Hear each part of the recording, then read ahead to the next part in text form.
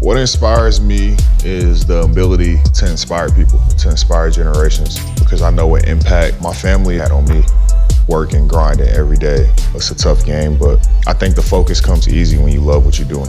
You know, I'm living my dream every day, and I just want to have that same impact on kids and families across the world and just lead by example. I'm Julius Randle. I'm a professional basketball player and philanthropist, and this is my hustle.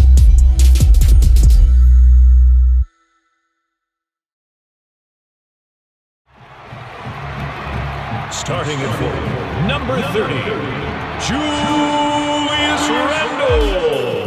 My childhood, for me, it was very exciting. I just remember just having a lot of support within my family.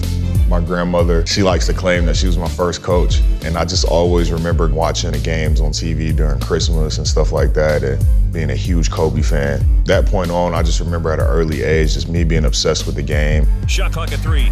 Randle shoots and scores, tying the game with 2.4 seconds remaining. When I'm playing professional basketball, for sure the level of focus that you have to have is just a very laser-like vision. There can be a lot of distractions. As long as you have the vision of what you want to do and what you want to accomplish, you can do anything.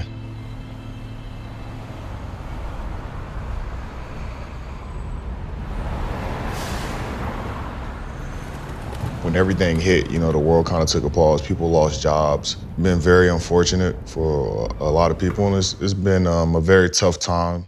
Across the country, the number of Americans who say they cannot afford food for themselves or their children is growing. According to census data, about 12% of adults lived in households that didn't have enough to eat it.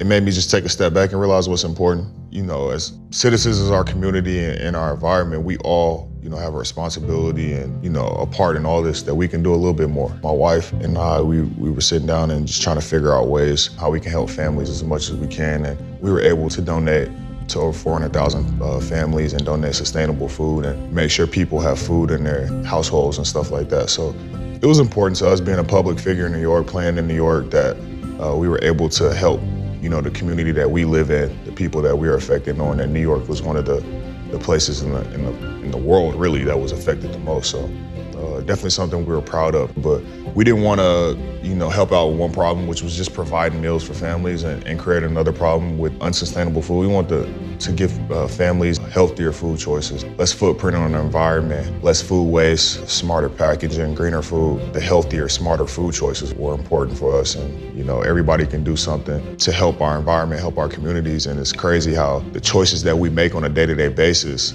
impact that. How I try to live more sustainable, I try to appreciate everything that I have. Yes, sir. When my mother was diagnosed with diabetes, I just remember it instantly being a culture change, a culture shock, just for our family. Like, we changed everything from the way we eat, exercising and stuff. She changed that completely, and we just try to bring awareness to that. The food that you're putting into your body to help you live longer, to make smarter choices of things that'll last longer, that'll help me be more sustainable, whether that's the things we say, the messages that we're putting out there in the community, or even the jeans that we're wearing.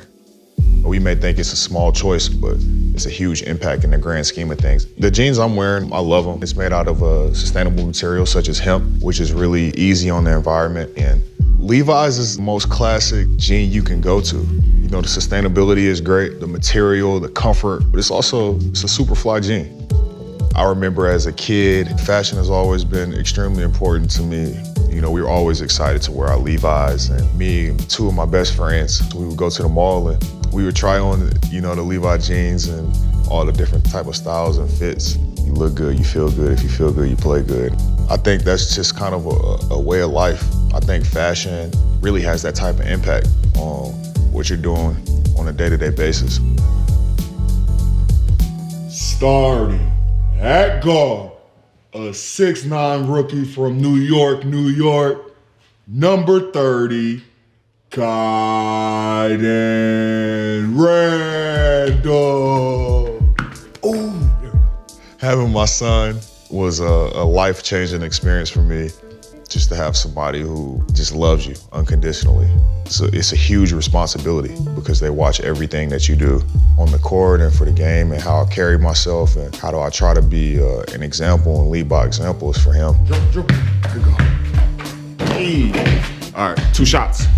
You know, my mom was a single mother, so I always wanted to be a great father figure and dad for my son. Ooh, that's nice right there. You wanna shoot again? Yeah. Shoot it again. And be in his life and know that dad is always there to support him, to take care of him, somebody to look up to.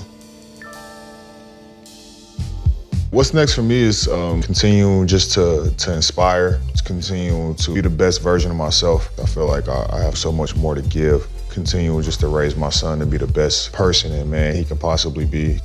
My family is, you know, what I do it for. You know, my motivation behind it, everything, why I work the way I work.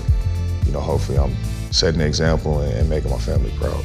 To me, hustle means waking up every day with a plan, with a vision, and not letting anything get in the way of it. Just creating change, creating hope, creating just a feeling of limitless potential and executing that to the best of your ability for kids of the next generation to make this a better world, make this a better place for everybody.